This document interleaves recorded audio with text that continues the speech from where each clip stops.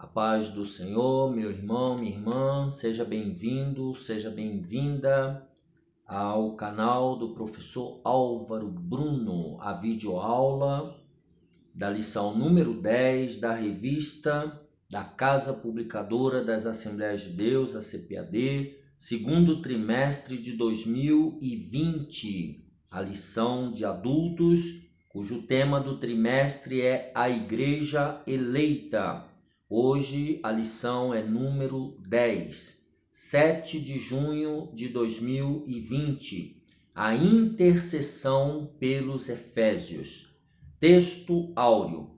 Por causa disso me ponho de joelhos perante o Pai de nosso Senhor Jesus Cristo, do qual toda a família nos céus e na terra toma o nome. Efésios 3, versos 14 e 15. Verdade prática. Devemos interceder pelos eleitos de Cristo, para que eles sejam fortalecidos de poder, vivam em comunhão e exercitem o amor de Deus. Leitura bíblica em classe se encontra em Efésios 3, do versículo 14 ao 21. Por causa disso, me ponho de joelhos perante o Pai de nosso Senhor Jesus Cristo, do qual toda a família nos céus e na terra toma o nome, para que, segundo as riquezas de sua glória, vos conceda que sejais corroborados com poder pelo seu Espírito no homem interior, para que Cristo habite pela fé no vosso coração, a fim de, estando arraigados e fundados em amor, poderdes perfeitamente compreender com todos os santos qual seja a largura e o comprimento e a altura e a profundidade, e conhecer o amor de Cristo, que excede todo entendimento, para que sejais cheios de toda a plenitude de Deus. Ora, aquele que é poderoso para fazer tudo muito mais abundantemente, além daquilo que pedimos ou pensamos, segundo o poder que em nós opera. A esse glória na Igreja, por Jesus Cristo, em todas as gerações, para todo o sempre. Amém. Objetivo geral: apreender a eficácia da oração no fortalecimento, restauração e crescimento espiritual da Igreja de Cristo. Objetivos específicos. Primeiro, refletir acerca dos propósitos da oração do apóstolo Paulo no poder do Espírito. Segundo objetivo específico, destacar a necessidade de a igreja estar arraigada e fundada no amor de Deus. Terceiro objetivo específico, conscientizar de que Deus é capaz de fazer muito mais além do que pedimos. Comentário, ponto central: temos o dever de interceder uns pelos outros em amor. Introdução: após revelar o mistério oculto e todas as suas dádivas, no capítulo anterior, na lição anterior, o apóstolo Paulo passa a orar em favor da Igreja de Cristo, do versículo 16 ao 19. Na intercessão paulina, aprendemos que Deus pode fazer tudo além do que pedimos ou pensamos, sendo Ele o único que é digno em ser glorificado. Versículos 20 e 21. Refletir sobre a oração intercessora do apóstolo é o tema desta lição. Portanto, vamos ao primeiro tópico: corroborados com o poder do Espírito Santo. O apóstolo inicia sua oração ao Senhor com um pedido duplo: o poder do Espírito no homem interior e a presença de Cristo nos corações dos homens. Subtópico número 1. As riquezas da sua glória. Paulo apresenta sua oração confiado nas riquezas de sua glória, a glória de Deus. Versículo 16. O apóstolo já havia declarado que Deus é o Pai da glória. Efésios 1, 17. Cheio de abundantes riquezas de sua graça. Efésios 2, versículo 7, capítulo 3, versículo 8. O que significa que ele é possuidor de todas as glórias e despenseiro de ricas e ilimitadas bênçãos. Em razão disso, Paulo pede para que a igreja seja fortalecida com poder, que seja habitada por Cristo, que compreenda o amor divino e tenha pleno desenvolvimento espiritual.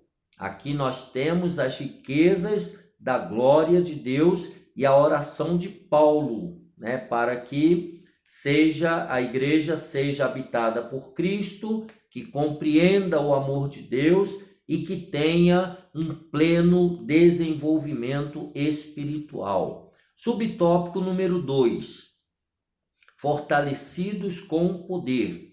O primeiro pedido do apóstolo é para que a igreja seja corroborada com poder pelo seu Espírito de Deus, no homem interior.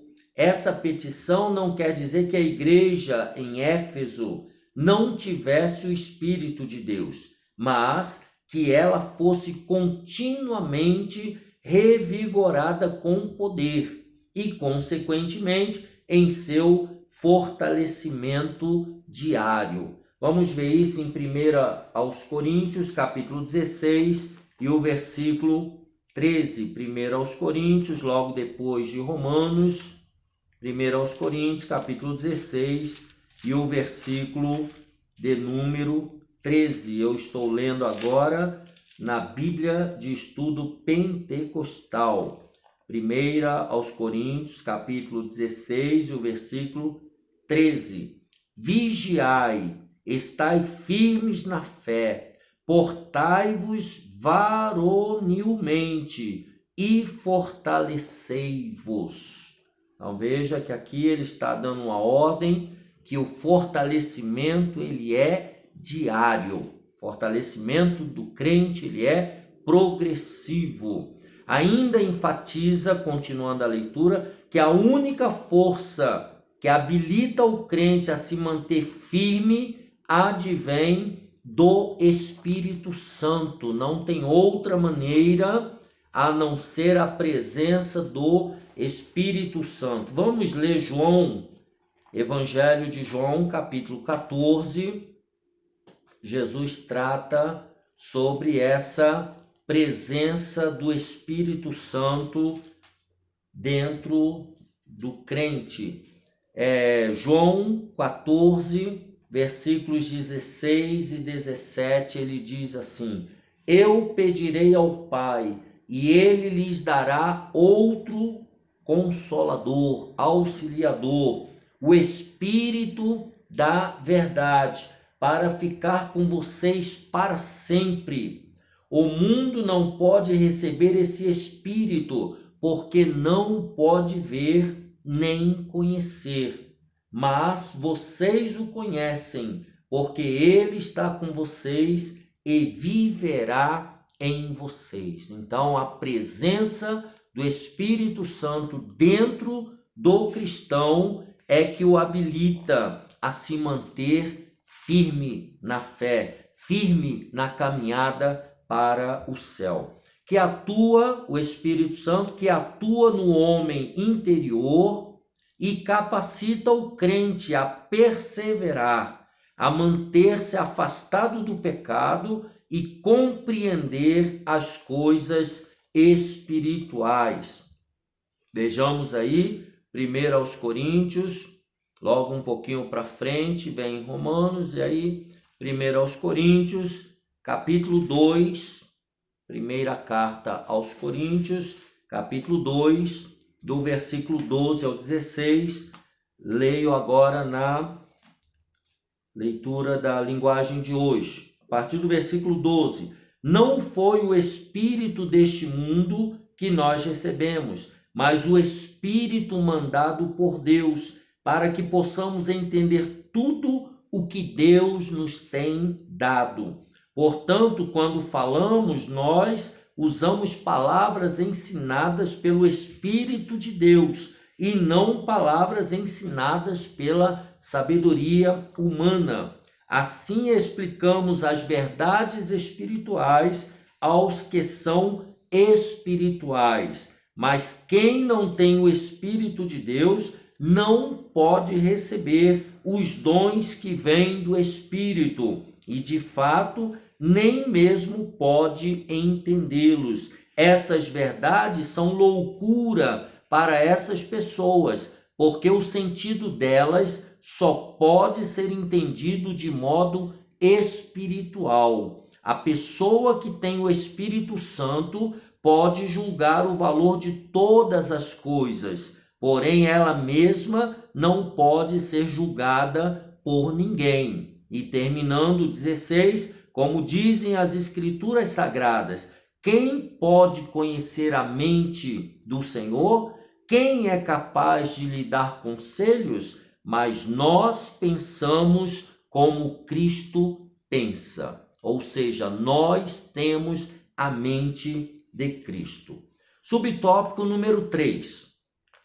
Habitados por Cristo. O apóstolo também orou para que Cristo habitasse pela fé nos corações dos santos. Versículo 17. O que também não significa dizer que Cristo não estivesse presente na igreja em Éfeso. No versículo em questão, o verbo grego é katoiken, significa habitação permanente, em oposição à habitação temporária. Isso indica que a oração apostólica era para que Cristo habitasse continuamente na vida da igreja, ou seja, diariamente, sem cessar. Assim, o ensino apostólico ratifica que, sem Cristo, a igreja não pode subsistir às forças do mal. Se você puder abrir a sua Bíblia em Mateus capítulo 16, aquele diálogo de Jesus com o apóstolo Pedro sobre a fundação da igreja, a revelação do mistério da igreja, Mateus 16 e 18, leio na linguagem de hoje.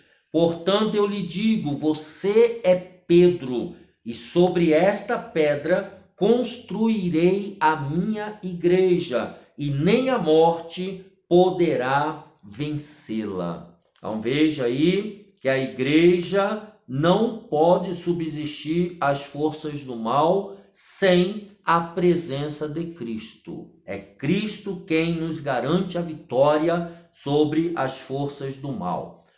Tópico número 2, arraigados e fundados em amor. O amor é a mensagem central do Evangelho de Cristo. Um dos propósitos da oração de Paulo foi para que a igreja entendesse e exercitasse o amor de Deus. Subtópico 1, amor, a virtude cristã. Nas Escrituras, o amor é atributo divino. E aí ele passa a citar 1 João 4 e 8. Aquele que não ama não conhece a Deus, porque Deus é amor. Palavras do apóstolo João. Foi por amor que Cristo se entregou para o resgate da humanidade. O amor é o resumo da lei e dos profetas. Então vejamos aí Mateus 22 e 40. Se você não fechou a Bíblia, se você é esperto como eu, você manteve a sua Bíblia aberta. Mateus 22, verso 40. palavras de Jesus. Toda a lei de Moisés e os ensinamentos dos profetas se baseiam nesses dois mandamentos. Então, se resume no amor. Tudo se resume no amor. O sinal dos discípulos de Cristo, então lá em João 13:35, seria o sinal de que eles eram apóstolos de Cristo. João, capítulo 13, versículo 35. Eu estou lendo na linguagem de hoje por uma questão mais objetiva. Versículo 35, olha: se tiverem amor uns pelos outros, todos saberão que vocês são meus discípulos. Então, o amor era a marca registrada de identificação de que eram discípulos de Jesus. É a prova, o amor é a prova de filiação com Deus. Vejamos, vou ler agora na linguagem Almeida Corrigida, 1 João, capítulo 4 e o versículo 7. 1 João, capítulo 4, versículo 7. Amados, amemo-nos uns aos outros, porque a caridade ou o amor é de Deus, e qualquer que ama é nascido de Deus e conhece a Deus. Então, a marca registrada daquele que é amigo de Deus, daquele que serve a Deus, é a prática do amor. E deve ser expresso por meio de atitudes concretas. 1 João 3:17, abra sua Bíblia aí, é só virar a página. Quem, pois, tiver bens do mundo e vendo o seu irmão necessitado, lhe cerrar o seu coração, como estará nele o amor de Deus? Como estará nele a caridade de Deus? Porque ele está falando que o amor é expresso por meio de atitudes concretas, atitudes práticas. 1 João 3,17. O amor é a maior de todas as virtudes e o princípio que norteia o fruto do Espírito. 1 Coríntios 13:13 diz que a maior das virtudes é o amor. Ciente dessa relevância, o apóstolo implora a Deus para que o viver da igreja seja arraigado e alicerçado no amor. Então, tudo que nós fazemos no reino de Deus tem que ter como motivação primeira e última o amor a Deus, o amor ao próximo. É isso que ele está falando aqui. Tem que ser a base da existência da igreja, o amor. Subtópico 2, arraigados e fundados em amor. Após rogar ao Pai pelo poder do Espírito e a habitação de Cristo, o apóstolo clama para que a igreja possa também compreender e praticar o amor. A expressão arraigados e fundados em amor compara os santos como uma planta bem enraizada e uma casa bem alicerçada. Indica que, sem o amor, a vida cristã não tem sustentação alguma. 1 aos Coríntios 13, de 1 a 5. Vale a pena nós darmos uma olhadinha. 1 aos Coríntios, capítulo 13, versículos de 1 a 5. Eu vou ler na linguagem de hoje. 1 aos Coríntios 13, de 1 ao versículo 3.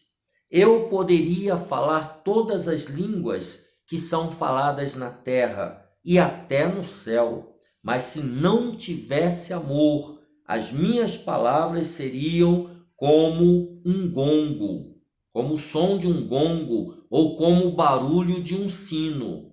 Poderia ter o dom de anunciar mensagens de Deus, ter todo o conhecimento, entender todos os segredos e ter tanta fé que até poderia tirar as montanhas do seu lugar. Mas, se não tivesse amor, eu não seria nada. Poderia dar tudo o que tenho e até mesmo entregar o meu corpo para ser queimado, mas se eu não tivesse amor, isso não me adiantaria nada.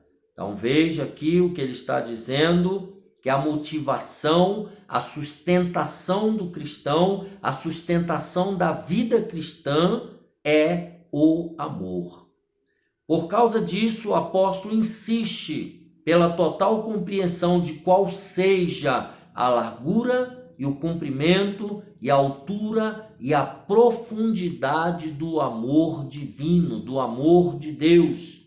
O uso dessa expressão, dessas expressões, aponta para a vastidão do amor de Cristo, que excede todo o conhecimento, está além de todo o conhecimento humano e indica que a lógica humana não pode mensurar o amor de Deus. Não dá para a mente humana medir o tamanho do amor de Deus. Por isso, a oração para que esse amor nos seja revelado. Subtópico número 3, a intensidade do amor de Cristo. Então, vejamos aí, o subtópico 1, amor à virtude cristã, como começo, início e fim. Segundo, que sejamos arraigados em amor, para a gente entender a profundidade, a largura, o comprimento do amor de Deus. E subtópico 3, a imensidade, a intensidade do amor de Cristo.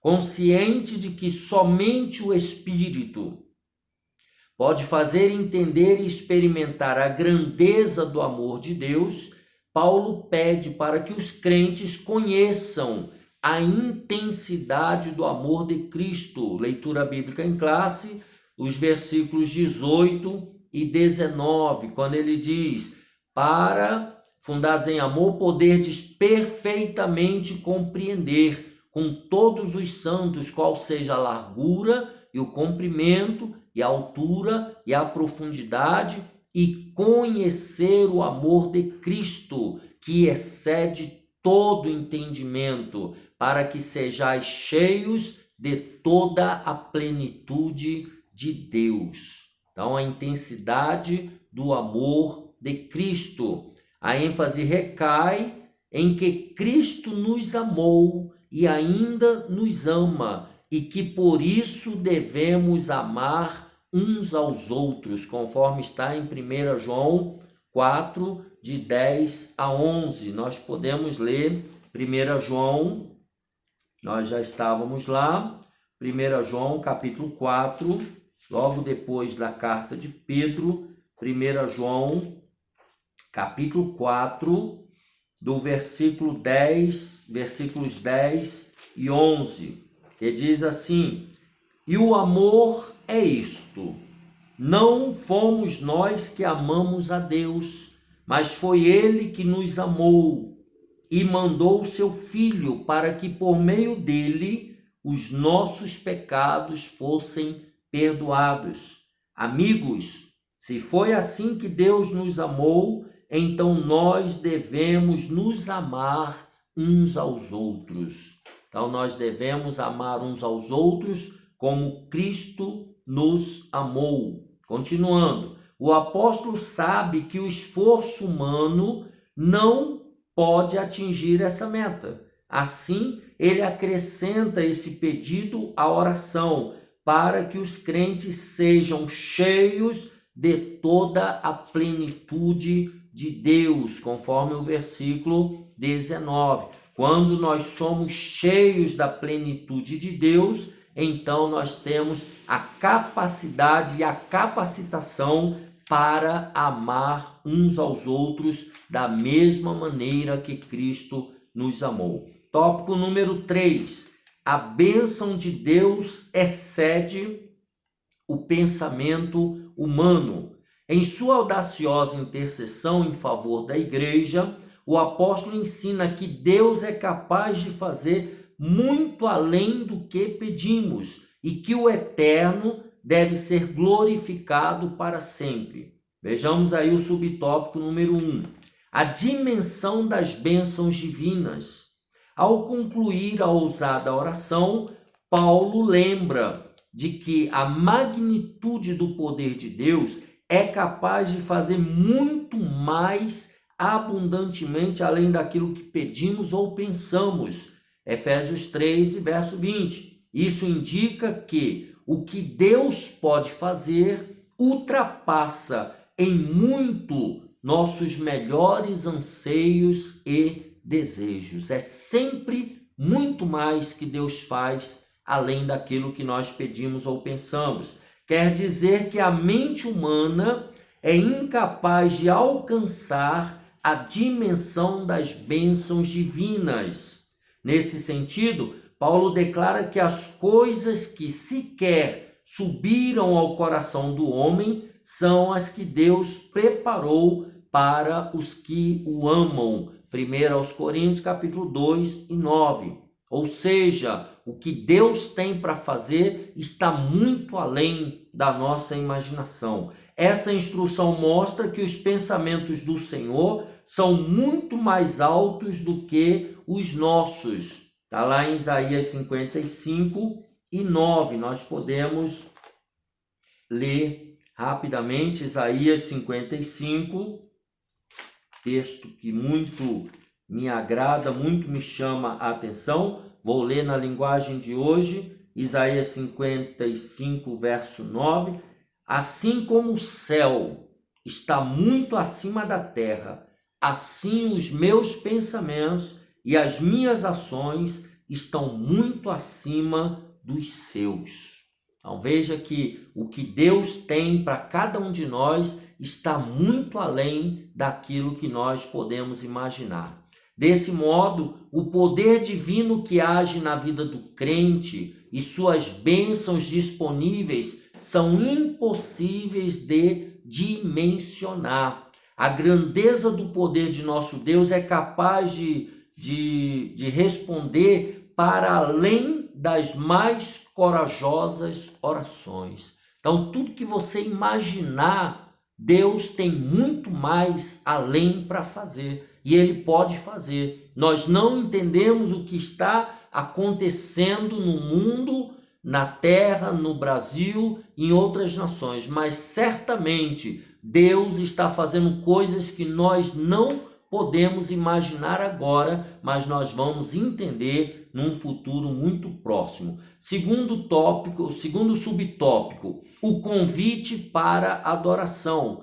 Paulo encerra esse capítulo com o convite de adoração a Deus, cuja glória é devida na igreja por Jesus Cristo em todas as gerações. A conclusão paulina não poderia ter sido diferente. Nos versículos anteriores, ele discorreu acerca da boa nova do mistério revelado, das muitíssimas riquezas de Cristo conferidas à igreja, da grandeza do poder de Deus e da infinitude do amor e de todas as bênçãos divinas que excedem a compreensão humana. Além dessas e das demais bênçãos, a única coisa a ser acrescentada era o louvor ao Senhor Deus, detentor de tamanhas dádivas. Então, após ele falar de todas as dádivas de Deus, de todo o mistério revelado,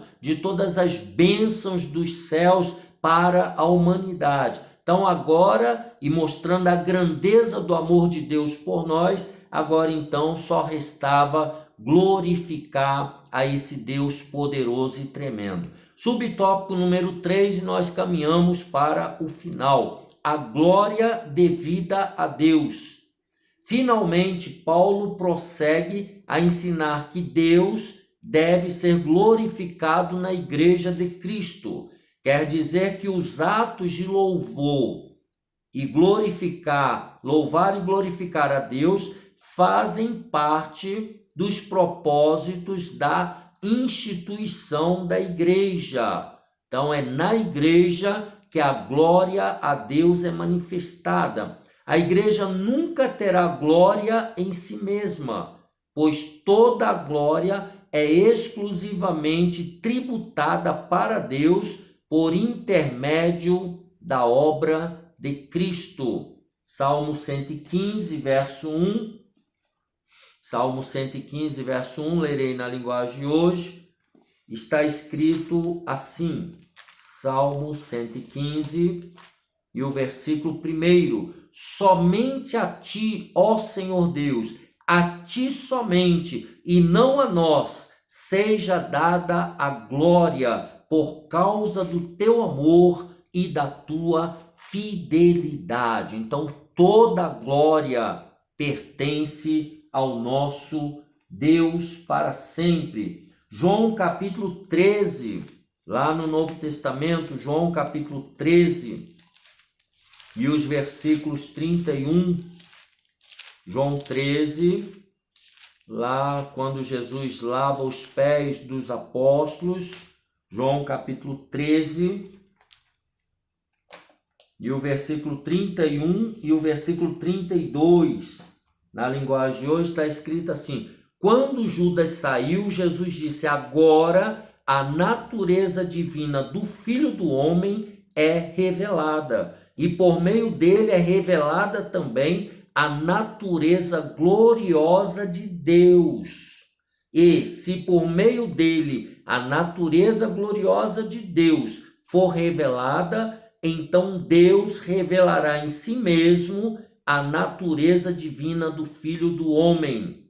E Deus fará isso agora mesmo. Então veja que em Cristo é revelada a natureza gloriosa de Deus. Vamos concluir. Em sua oração, o apóstolo anela que essa postura de adoração e exaltação a Cristo perdure por todas as gerações, e enfatiza seu pedido com a frase para todo o sempre, o que significa que deve ser praticada por todos os cristãos. Conclusão: a ousada intercessão de Paulo anelava o fortalecimento da igreja. O apóstolo tinha ciência de que o perseverar do cristão dependia de quatro princípios basilares, os quais ele pediu a Deus em oração. Primeiro, o fortalecimento de poder. Segundo, a presença plena de Cristo. Terceiro, o intenso exercício do amor de Deus. E quarto, o contínuo crescimento espiritual até encontrar a perfeição. Durante esse processo, o povo de Deus deve glorificá-lo em todo o tempo. Meu irmão, minha irmã, nós então terminamos aqui a lição, a videoaula, a lição 10, a intercessão pelos Efésios. Que Deus te abençoe e te guarde, Deus abençoe você, professor, você, aluno. Já deixa aqui embaixo o seu gostei, um abraço apertado e até a próxima, se Deus quiser.